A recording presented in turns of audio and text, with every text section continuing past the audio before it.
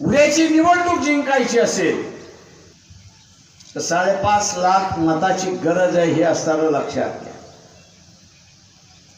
इथे फुले शाहू आंबेडकरी जनता जी आहे ही आता लोकांची लढाई झालेली आहे.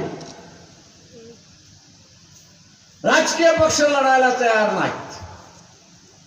नागपूरमध्ये काँग्रेसच्या उमेदवाराला पाठिंबा दिला तर काँग्रेसच्या प्रदेशाध्यक्ष नाना पटोले यांच्या पोटामध्ये दुखायला लागलं आणि नितीन गडकरी पडणार म्हणून त्यांनी दुःख पब्लिकली व्यक्त करायला सुरुवात केली.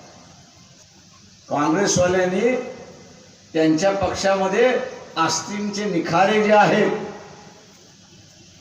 किंवा भारतीय जनता पक्षाचे जे एजंट आहेत त्यांना पहिल्यांदा ओळखा, त्यांना बाहेर काढा, मगच तुम्ही असताना या ठिकाणी जमू शकता हे लक्षात.